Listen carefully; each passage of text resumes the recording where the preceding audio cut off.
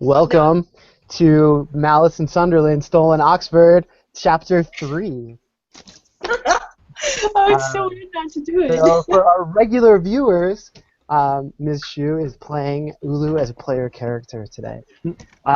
So last we left our intrepid hedge explorers, they were investigating a mystery in a tree with some tiny arrows.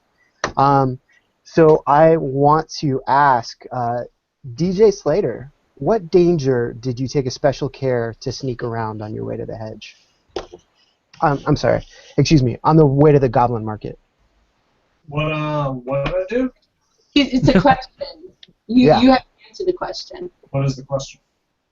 The question is, what danger did you take special care to sneak around on the way to the Goblin Market from the investigation site that we ended last time? I didn't know he could sneak. Well, you guys all snuck around. I'm asking him what it was. You're supposed to make shit up. You can make up whatever you want. It's fine. And don't if you feel on the spot, you can give me a vague answer. That's fine. But tell me what you think. I would say that I didn't sneak. You didn't sneak. All No. right. So you're saying that the path was totally clear on the way to the Oh, Goblin that Market. sounds like tagging your trouble aspect to me. It would be because his aspect is that he can't. His trouble aspect is basically he can't sneak. He's just noisy all the time. Yeah. Made of musical instruments. So Perfect. his trouble aspect is hear him coming a mile away. That's spectacular. I love it. So for the time being, we'll give you a what are they called? Condition. Aspect. Yeah, Consequence? a condition called itchy parasite. It saw you coming a mile away, and there was no sneaking around it, and it is lodged to the side of your head, and you can't get it off for anything. What Okay. does it look like? Um, It's like a worm or a bug or. yeah. So the parasite is rubbery looking. It is a sickly off-white, and it is kind of like a mix between a worm and a piece of industrial waste. And it's stuck to the side of his head, and won't give up. You guys pull the hell out of it and cannot get it off right now. It hurts when you try to pull it. DJ, I think you have a problem. You should probably get that looked at. Yeah. It's about this thick by the end, and it sort of tapers off like a jaunty hat or a horn. It looks like the planet eater from Star Trek. Am I familiar with this critter? Do you have an applicable skill? Well, I'm a lorist. So, okay. if it's been written about, I might have a crack at it. Yeah. Then yes, please do roll and let me know what you get. Okay. What approach do you want me to use? Justify what approach you would like to use. Why can't I find your character? I imagine it would be clever or potentially careful if you were going through an actual book, but you tell me what you think. Yes, I'm checking my left leg for information on this. Excellent. All right. We will remember that it's your left leg is the parasite leg if this does work. Yes. Parasite and miscellaneous creatures on my left leg. And The bestiary. I'm sorry, it's taking a minute for my character to load. Do you No have problem. written what my score is? Do I have it?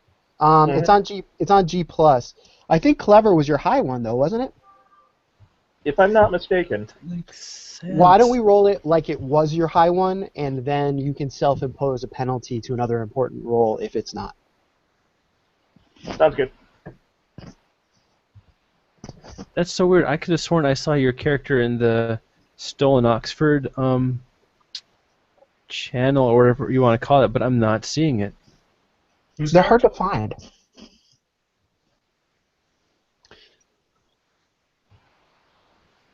Okay. Yeah, weird. Okay. So I what's it look landed like, with Ms. Page? result. I'm sorry? A good result. A good Great. result. Sure. Then what happens is these are really interesting things. It's a common hedge parasite. You haven't seen it around here, but they're locally known within the greater area, and they have an affection for strong booze. So you might be able to let go if it gets if it has a more favorable target. Uh, I ask if anyone is carrying strong booze, and if not, that might be one thing to get at the market. It shrugs. Sorry. On a trip through the hedge, never. You'd get dehydrated too fast. I was kind of drinking on the way here, so all of mine is gone. That's probably And in your blood. That And in your blood, and that's why it attacked you. I point to my calf and say, that explains so much. Congratulations. I think you managed to attract it over a great distance. If your breath is indicative, I would definitely say so.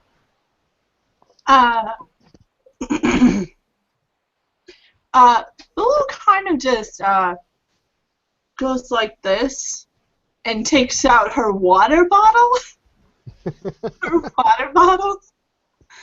And kind of just unscrews it. And this like acrid odor that is like a combination of pine needles and industrial waste kind of just filters out. Oh, jeez.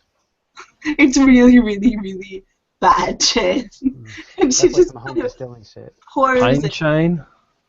Okay, It's like so what you're moonshine trying made to of do pine. is She remove doesn't the look at parasite anyone. from... She doesn't meet anyone's eyes when she's doing this. All right, you're trying to remove the parasite from the side of DJ's head. How are you trying to do it? Just Would you say carefully or flashy? Not that flashy. No, not flash it out carefully. Let's get my dice. Oh, this is my roller. Here. Forcefully, always forcefully. Always forcefully. Yeah. Okay. Well, I perfectly neutral then. Okay, perfectly neutral. You pour the stuff on, and you feel the thing start to loosen, but not before it stings the side of your head, DJ. And you can take away, before coming off an Ulu's hand, you can take away the condition hedge parasite and add the condition temporarily paralyzed face. Temporarily. doing wind instruments really hard today. It's just really the half of your face, so you could probably work something out, but it might be a little bit difficult. Beautiful. Okay, so Ming Sha, what wonder do you hope to return to examine later on your way to the Goblin Market? Like something that we passed that looked really interesting. Yes. There was inexplicably a butte that was like 8 stories tall, and I want to climb to the top of that and see if it gives a really good view. Excellent. Excellent. There's a butte out there that looks like it might be a good spot to potentially map faraway areas, at least in the abstract. And it looked nice and clear. It might be a little bit hard to climb, but you could come and try to work it out with some climbing gear on your way back from the market. Cool. So, when you arrive at the Oaken Market, you see the gigantic oak tree that stands towering above it. And you see the market mostly enclosed under the huge gnarly roots of the oak tree, and in a small ring in the noonday sun outside the roots of the tree. You notice that it is very busy. Ooh, interesting. All right. Well, Ulu, Mhm. you know that there is an exit up the top, up a ladder, straight through the tree, that exits into the real world. Um, why didn't you take that way? And or where does it go, and why didn't you take it? It goes to the hollow that none of my friends remembered. And I don't go that way because I don't want them to remember. Whoa. What is it? What So, terrible secrets are there? indeed. It's fine. There is nothing behind the curtain. It's cool. Yeah, so there's a lot of business here. It's both a lot of Hobbs and a lot of changelings, and then all of the weird stuff that's in between. You can get a lot of different stuff here. There's food, there's goods, tools, weapons, booze. There are a lot of different commodities here, and let me see. So, Matthew, why is the market so busy right now? Paige, I should say. Oh, well then. Oh no. Okay. Well, we'll go on. We'll leave the mystery as to why this is such a bustling market at the moment. So Ragnarok and Ruby are standing inside the market looking at wares, and you see the group approach. Interact. All right. Well, Rocky's gonna look up. Like she does notice that people have joined in or came into the market, but then afterward, she's gonna go back down to what she was doing. She's focused on something. Would Yeah. you describe Rocky for us? All right. Well, Rocky is a of medium height. She's pretty slender person. She has a frohawk, if anybody knows what that is. A frohawk that is That sounds silver. amazing. That is black and silver. Apparently, Yeah. Oh, and then she has dark skin. Okay. What does she look like in her mask? I'm sorry, in her mien. Like her fairy self. How is that different than her everyday walking around self? Her changing self has a bit more of a silver tone, has like a darker like gunmetal tone to it. And when you look at her, especially if you look at her hands, you see that they are like razor sharp. Great. And And there are a how lot is okay? Oh, I was going to say that there are a lot of like in general, her perception, she seems like sharp. I don't know how quite to explain it, but sharp. That's totally Like fine. perceptive or like cold and calculating or Sharp like a knife, right? Yeah, sharp like a knife. But she does look a little. She does look like she's a little bit more colder, like both ways of physically sharp and just a little bit more cold, and like a calculator, like you said. Okay, so I'm just gonna take one moment and just go back to Matthew. It sounds like he was answering when he got booted off the internet. So Yeah. why, Matthew? Why? I'm sorry, Paige. Is this market so bustling right now? it's the Trashed Planet Festival, and, and in honor of Trashed Planet, there's a lot of flea market items brought in. It's a lot of crap, but sometimes there are real diamonds in the rough, where you for complete steals, but you have to know where to look or get really freaking lucky. So everybody and their brother is here today.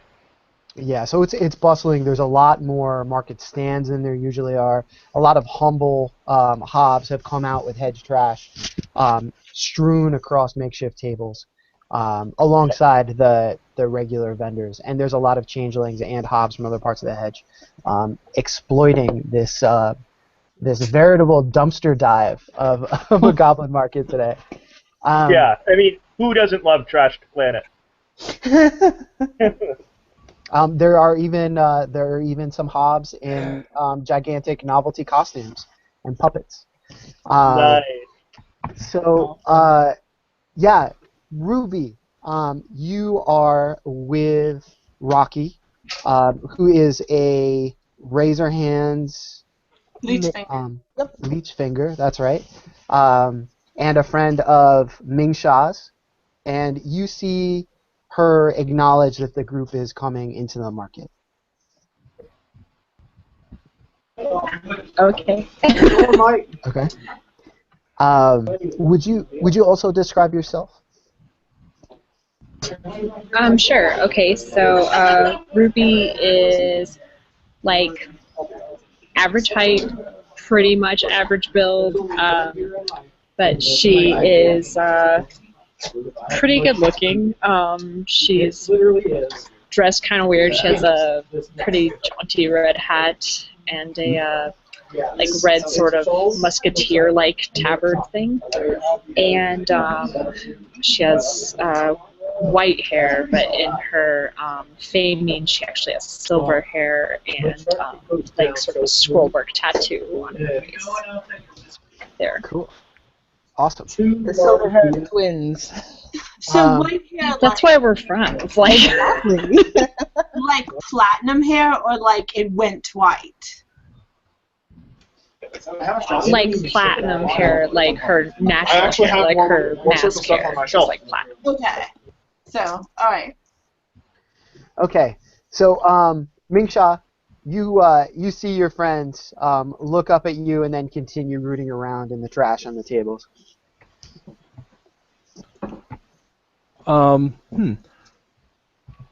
Looks like they're already busy looking for some good items here. We should probably go join Rocky and Ruby over there. And as we approach, I will wave and call out to them.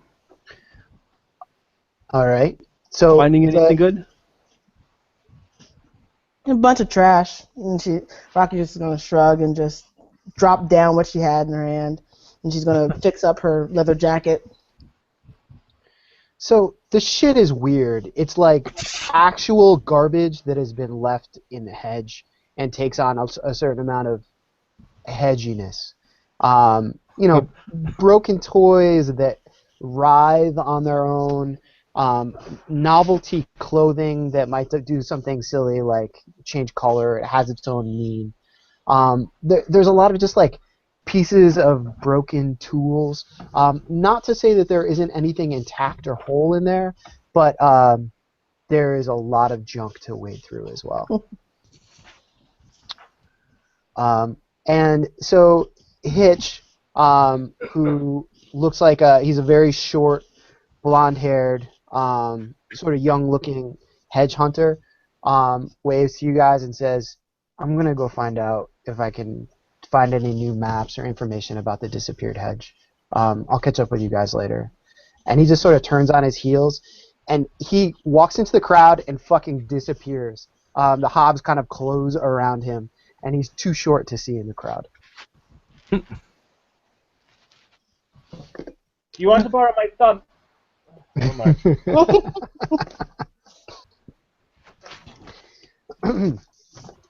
All right. Well, the reason originally, to keep this a little bit meta, that we planned a trip to the Goblin Market is because people were interested in purchasing specific goods. If anyone has anything specifically in mind, please let me know, or we can just take a walk around the market. Cage has nothing specific to buy, so I'll be eagerly checking out the festival. I've read about it, but haven't been able to attend before, so this is pretty exciting for her. Right. Yeah. Okay. I'm assuming I'm kind of gonna go think. I'm thinking that Rocky's kind of been at this kind of thing before, so she's kind of like, whatever. Okay. Great. Yeah, so there's there's the smells of good food cooking here, all sorts of exotic fruit, and there's music playing not too far away. I'm sorry, James, what were you? I was thinking the delicious food smells mixed in with the smells of trash. Well, It's like the trash doesn't stink. It's not like it's not like banana peels. There okay. are things that are often broken, or in some sort of state of disrepair, or have gotten hedgy enough where they don't make a whole lot of sense. Um, but if you want to look through, please let me know. Actually, as you sort of walk in, there is a lounging giantess. Um, she is just like a if she was standing up, she would probably be 30 plus feet tall. And she has long hair that sort of drapes down over the grass that's being braided by dozens of tiny pixies with flowers. And she is like a curvy lady with like hazelnut skin and a gown. And she's curled around kind of like a cat, this overflowing but tiny compared to her stand of goblin fruit. And she makes eye contact with Ms. Ming Sha and says, "Tarry for a moment, small one." She just calls everyone small. Harry. I don't think I usually hear that word. There we go. Intransitive verb. Oh, okay. Got it. All right. So, I'll head over and kind of be like, I miss being that size. It has its benefits, as well as making it damn difficult to find a nice boot. She smells, and she says, "You might have something that I could use."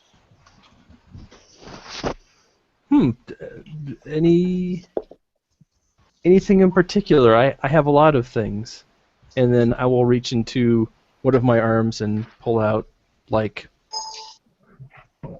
let's say like a tiny little half-broken compass, like one of the needles is missing, and then somewhere else, like in my leg, I'll find like a bit of string.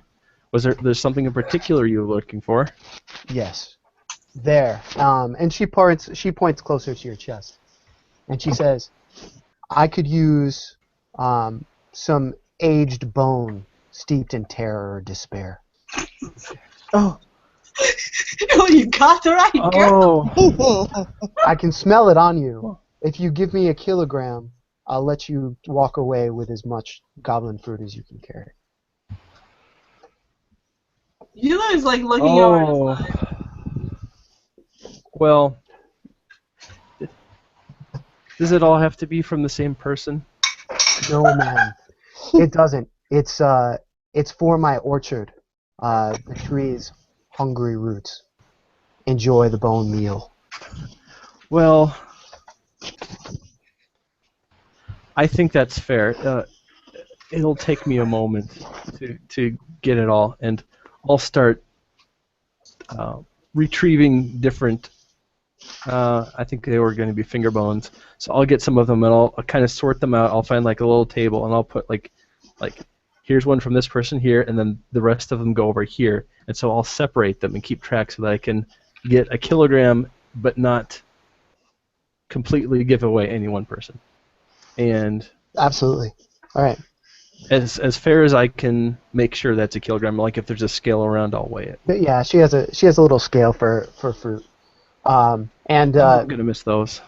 the trees will enjoy them.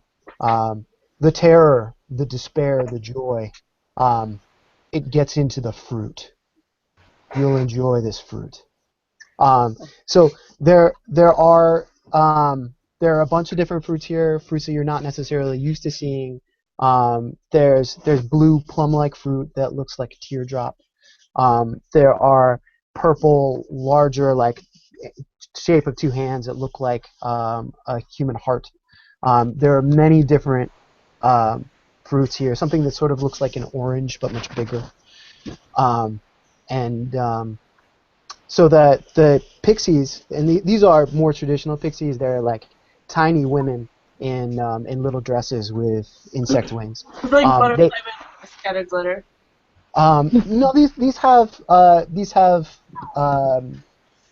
dragonfly wings, but they are in tiny little shifts. They And have there's what? Wait, what? They have what? dragonfly wings, Oh, okay. and there's a lot of them. And they take the bones away from you after you weigh them out, and then Goodbye. gesture towards the fruits. Thank you, little one. You've helped me today. I'm Help glad yourself. I could be of service. I'm a little wistful, but I'll start looking through the fruit. These bones will find restful sleep. Don't worry. So you are welcome to take as many goblin fruit as you can carry. Now there is a very distinct number for that based on your weird. I think a weird one that is 3. But you are welcome to take a mix. Like I said, mostly orange, mostly plum, and mostly orange here. If I don't have any ideas what they do, I'm going to ask Paige if she can help me identify them. Okay. Are you doing it right here in front of the giantess? I don't see any reason not to. Okay. She says they all heal. They also will all give you a small amount of glamour from the bone that's invested into the fertilizer. Oh, okay. So they don't have any particularly different. They'll feature. give you different kinds of glamour. Oh, really? Yes. Do you have any questions in particular? Is there a certain emotion that you harvest? Romance, or joy, or anger. I'm flexible, but that first one especially. What? Joy, anger, or what? I'm sorry? Romance. You're so far away down there. Or romance? Yeah, she looks totally embarrassed to be saying that. Yes. Like, those scared no soppy and what? She's right. Yes, if Um, you have any of that romance, is it the orange one? No, the orange ones are joy. Those are a touch rarer. But romance, I don't have romance. I do have lust. Those are the tiny tongue-shaped berries, the pink ones. Help yourself. Now Eula looks embarrassed for some reason. Lols. Rocky looks impressed. Well, That's pretty cool. I suppose I will take lust. It's sometimes close is good enough. Okay, so you take 3 lust fruit. Hell Now, yeah.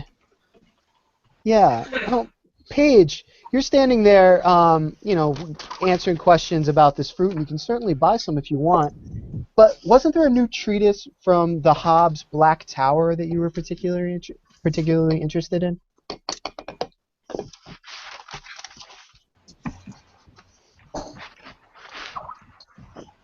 The sounds of research. Mm-hmm. Oh man. So we'll let Matthew come back. Oh, are you here? Yeah, I'm here. I'm still here. Okay. Did you hear my question? No, I didn't. Oh, okay. So, what new treatise from the Hobbes Black Tower were you particularly interested in? Have you been particularly interested in lately?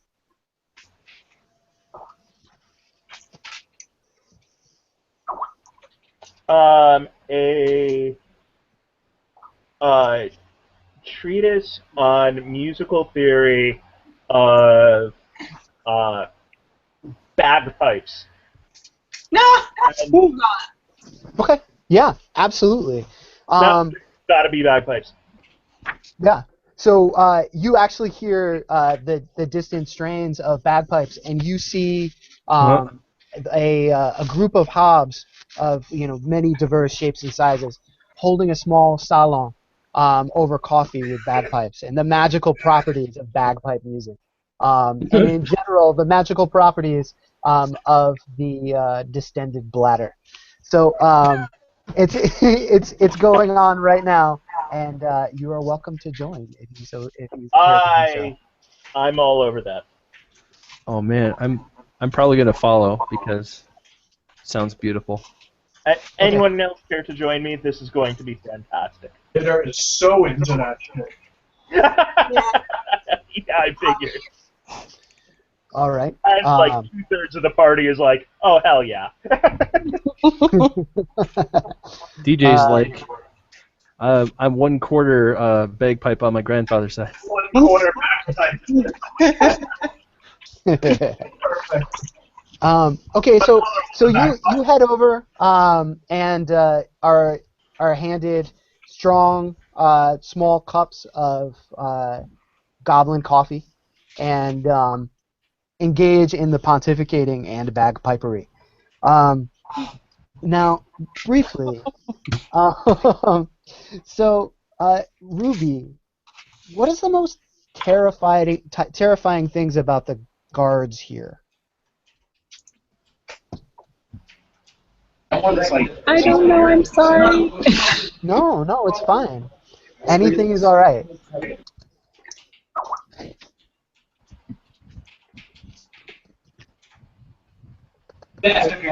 They don't have any eyes. Okay. Yeah. Absolutely. Wait, who? The guard The don't have eyes. goblins. You. The goblin No, I'm just guards have no eyes. They're it's not just that the eyes are cored out or missing. They were never born with eyes. They're just sort of flat spaces over their eyes, and yet they unerringly track down any malfeasance in the market. There are many of them around. Most of them are halberdiers if they're smaller. The large ones tend to have gigantic clubs. They do not actively menace, but they're there waiting. And you see them they've made a presence. So Matthew just asked me if Paige got any added snippets about the parasites. And Yeah, I forgot to activate a stunt that I had. We can say I didn't activate it if you don't want to, but if you wanted to add something fun in, this is your chance. That's totally fine. They're trainable. Oh! Okay. What are they doing? They're trainable. Oh. They're actually much smarter than they look like to begin with, and some people do keep them as pets, although they are a little eccentric to have as pets. Okay, I definitely share that information, and using the aspect trainable, I will attempt to train it. Okay, cool. So why don't you give me a roll, and on your way to the market, you can start to do that. Okay. Train the parasite. Oh man, That's an awesome pet. that's like a great attack pet. Yep. Player would disagree. Temporary asset. Train parasite. Don't Does worry. that mean that someone already trained it to come and suck on Slater's brain? You might find that out. That's horrific. Altogether possible. Why would someone even do that? And tapping an asset, I started really high, but my roll was poor. But it is a good result. Okay, it is a good result. It is a good result. Great. So what happens is you develop an instant of rapport with this thing, that does not mean that it will not attempt to parasitize you. However, you've had that moment of mutual recognition, being to being, and you can build off of that. That said, this is a slippery little piece of snot, and you're going to have to really work to make sure that it doesn't attack you or somebody else at the market while you attempt to bring it somewhere where you can actually give it some more training. Okay. This thing doesn't have like a face, does it? Oh, you kind of look at it, and it's sort of like it's like a big mouth, totally ringed with teeth, that's open most of the time, and it's kind of like if you think about like a piece of chicken, sort of boneless and attached to the end in sort of a stocking cap shape. That's what it looks like. There might be some little eyes there, but you can't really tell. That's nightmare-inducing. I'm going to start looking for some discarded googly eyes. Preferably some enchanted ones. You find some. They wink. All right, cool. I will give these to Paige and say, here, these are for this thing. You! But What are you doing with my eyes? It's a tiny little hob with like long ears sticking out and a hat pulled over his face and a big T-shirt on that goes all the way down to his feet. Those are mine until you pay for them. well, how do I know if I want them if I don't test them out You first? can't try them. I'll tell you what they do. Well, if you insist. I do. This is not a for free. It's a market. Sounds like Danny DeVito. It does. Okay, what do they do then? They wink. Can somebody see through them? If you put them on? I